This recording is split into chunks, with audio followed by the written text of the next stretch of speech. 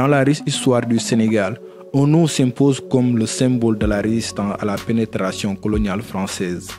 Lat Dior Ngoné Latyr Diop, né en 1842 à Kër Amadou Yall, Damel du Kayor, est une figure emblématique de l'histoire du Sénégal.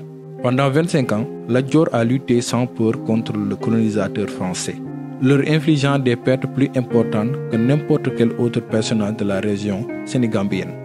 Son épopée a été marquée par la mise en œuvre de diverses stratégies qui l'ont distingué de ses contemporains. Conscient des enjeux pour le royaume du Kayor, Lat Dior s'impose farouchement à la construction d'une voie de chemin de fer entre Dakar et Saint-Louis et à l'implantation de l'industrie de l'arachide. À travers une série d'affrontements sanglants avec les troupes de Faidherbe, Lat Dior a démontré son génie militaire en remportant de multiples victoires contre les colonisateurs en dépit de son infériorité numérique et de son manque d'armement. Lat Dior a participé à plus de 20 batailles au cours de ses 25 années de résistance. Parfois, il a mis en déroute les forces françaises comme lors des batailles de Ngolngol et Mékhé.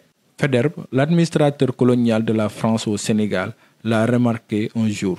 Depuis 25 ans, Lat Dior nous a toujours combattus, soit par les armes, soit par ses actes. Il nous a infligé une fois un sanglant désastre à Ngolngol, où sur nos 140 hommes, 37 seulement ont survécu.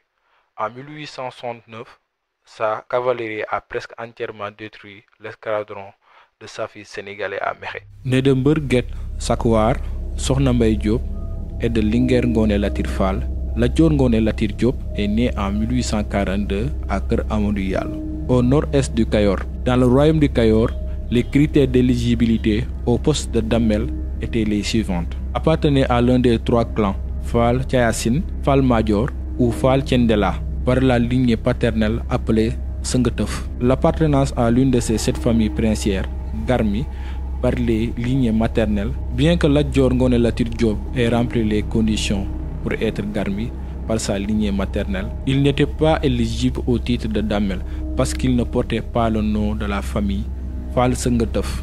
Lorsque le gouvernement de Faidherbe a tenté d'imposer Madiodio Fall, les Djambour du Kayor et l'influente famille maternelle de Lat Dior ont réussi à l'installer comme Damel, Lat Dior Ngoné Latyr Diop. Lat Dior a été choisi pour devenir Damel, succédant à son père et à son oncle. Son règne a été marqué par une série de luttes pour la souveraineté, non seulement contre le colon français, mais aussi contre les royaumes voisins. Lat Dior est décédé en 1866, laissant derrière lui un héritage de résistance et de courage qui perdure encore aujourd'hui.